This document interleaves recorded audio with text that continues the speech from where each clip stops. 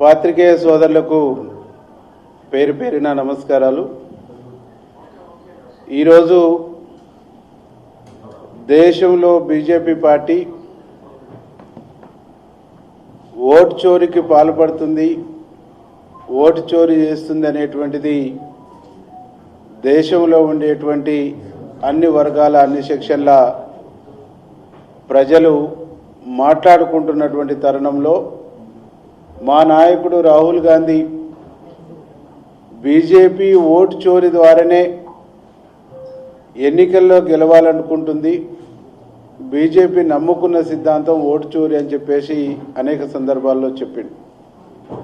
ఈరోజు ఓటు చోరీతో పాటు సీట్ చోరీకి కూడా బీజేపీ పాల్పడ్డదనేది మీనాక్షి నటరాజన్ నామినేషన్ తిరస్కరించడమే దీనికి ఒక ఉదాహరణ.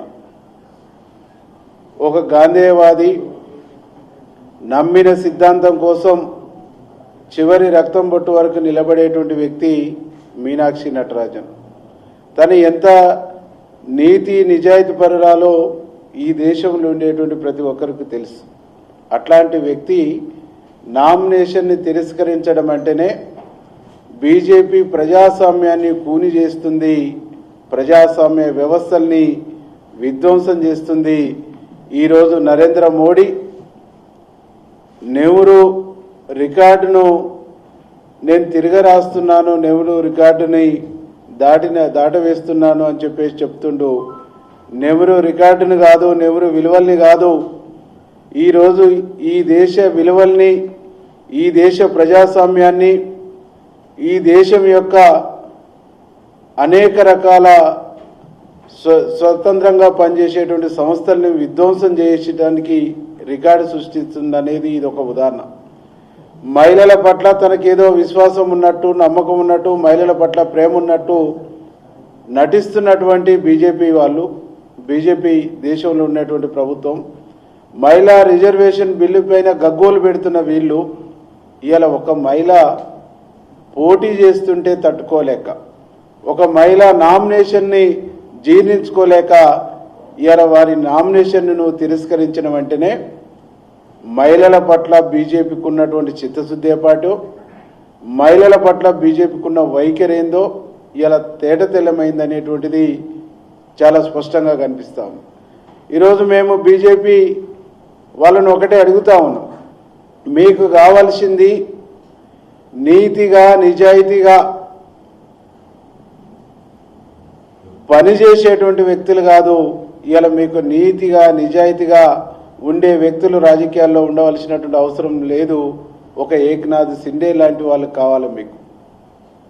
ఈరోజు ఒక ఏకనాథ్ సిండేలను మీరు కోరుకుంటున్నారు, కానీ ఈ దేశం ఒక నీతిగా నిజాయితీగా నిబద్ధతగా కమిట్మెంట్తో ప్రజల కోసం పనిచేసేటువంటి వ్యక్తిని ఈ దేశం కోరుకుంటుంది. అట్లాంటి వ్యక్తుల్ని, అట్లాంటి నిబద్ధత కలిగినటువంటి నాయకత్వాన్ని మా కాంగ్రెస్ నాయకత్వం, మా నాయకుడు రేవంత్ రెడ్డి గారు, మా నాయకుడు రాహుల్ గాంధీ గారు, మా నాయకురాలు సోనియా గాంధీ గారు ప్రోత్సహిస్తాం. కాబట్టి దీన్ని జీర్ణించుకోలేక మీనాక్షి లాంటి గాంధేయవాది ఇలా రాజ్యసభలో ఉంటే, గాడ్సే రంగు కప్పుకున్నారు, గాడ్సే రంగు పూసుకున్నటువంటి బీజేపీ వాళ్ళ రంగు బండారాన్ని బట్టబయలు చేస్తుంది అనేటువంటి ఒక భయంతోనే ఇవాళ మీనాక్షి యొక్క నామినేషన్ తిరస్కరించడానికి ఇవాళ మీరు కుట్ర చేశారనేటువంటిది చాలా స్పష్టంగా అర్థమైంది. ఇన్ని రోజులు ఈడీల్ని, సిబిఐల్ని మీ జేబు సంస్థలుగా మార్చుకున్నారు అనేటువంటి ఒక అపవాదను మీరు మోస్తూ వచ్చారు. కానీ ఈరోజు ఎలక్షన్ కమిషన్ను కూడా మీ కంట్రోల్లో పెట్టుకున్నారు. ఎలక్షన్ కమిషన్ను కూడా మీరు జేబు సంస్థగా మార్చుకున్నారు అనేటువంటి ఒక అనుమానం ఈ దేశ ప్రజలకు వస్తూ ఉంది. కాబట్టి ఈరోజు మేము సూటిగా అడుగుతున్నాం నరేంద్ర మోడీ గారు, అమిత్ షా గారు, ఈ దేశంలో ప్రజాస్వామ్యాన్ని మీరు ఏం చేయదలుచుకున్నారు? ప్రజాస్వామ్యాన్ని మీరు బతకనీయదలుచుకోలేదా? ప్రజాస్వామ్యాన్ని ఉండనీయదలుచుకోలేదా? ఈరోజు మీ ఎజెండా ఏంది? ఈ దేశంలో సామాన్యుడు పోటీ చేసేటువంటి అర్హత లేదా? సామాన్యునికి పోటీ చేసేటువంటి హక్కు లేదా? ఎవరో అనామకులు కోర్టులో ఒక పిటిషన్ వేసిరనేటువంటి దాన్ని ఎఫ్ఐఆర్ లేకుండా కేసు లేకుండా కేసులో ముద్దాయిగా కూడా కాకుండా ఒక పిటిషన్ ఆధారంగా ఈరోజు నువ్వు నామినేషన్ని తిరస్కరించడం అంటేనే ప్రజాస్వామ్యానికి ఇది ఒక చీకటి రోజు, ప్రజాస్వామ్యానికి ఇది ఒక చీకటి అధ్యయనం, ప్రజాస్వామ్యాన్ని కూని చేస్తున్ననేటువంటి దానికి ఇది ఒక ఉదాహరణగా మేము భావిస్తాం. కాబట్టి ఈరోజు ఈ దేశంలో ఉండే ప్రజాస్వామికవాదుల్ని, ఈ దేశంలో కాన్స్టిట్యూషన్ని నమ్ముకున్నటువంటి వాళ్ళందరికీ కూడా మేము విజ్ఞప్తి చేస్తా ఉన్నాం. ఇవాళ రాజ్యాంగాన్ని ఆనాడు రాహుల్ గాంధీ గారి చేబూని కాశ్మీర్ నుంచి కన్యాకుమారి వరకు పాదయాత్ర చేసిన, రాజ్యాంగాన్ని చేతులు పట్టుకొని పార్లమెంటులో తను ఓటు తీసుకున్నా, ఇలా బీజేపీతోని ఈ దేశానికి ప్రమాదం ఉంది, ఈ రాజ్యాంగాన్ని రక్షించుకోకుంటే కాపాడుకోకుంటే పెను ప్రమాదం రాబోతుంది అనేటువంటిది ఆనాడే మా నాయకుడు హెచ్చరించిండ్రు. అదే ఈరోజు మీరు అక్షరాల చేస్తున్నారు అనేటువంటి దానికి ఇదొక ఉదాహరణగా మేము చెప్తాను.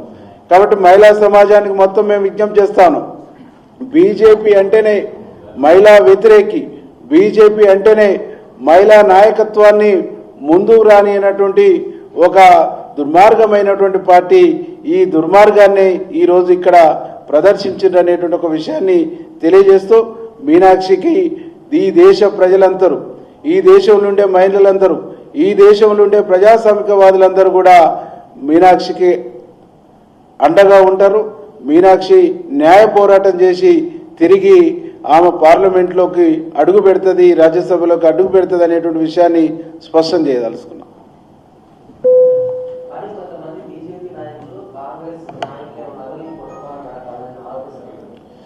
కుట్ర చేసింది బీజేపీ, ఇలా నామినేషన్ తిరస్కరించింది బీజేపీ.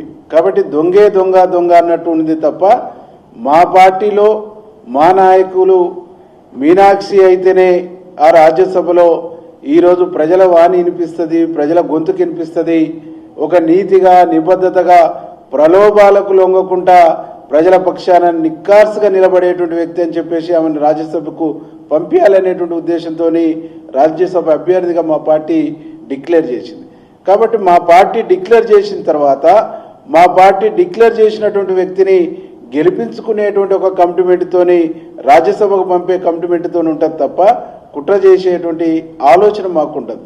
ఆ కుట్ర చేసే ఆలోచన వాళ్ళకు ఉన్నది కాబట్టి కుట్ర చేసే ఆలోచనతోనే వాళ్ళు ఒక కుట్రపూరితమైనటువంటి నేరపూరితమైనటువంటి స్వభావంతో ఉన్నది కాబట్టి నేరాన్ని ఇంకొకరి పైన ఆపాదించేటువంటి ఒక ప్రయత్నం చేస్తారు. అది బీజేపీకి బీఆర్ఎస్కు వెన్నతో పెట్టినటువంటి విద్యే. ఈ రెండు కలిసి ఆడుతున్నటువంటి డ్రామా తప్ప ఇంకోటి లేదు.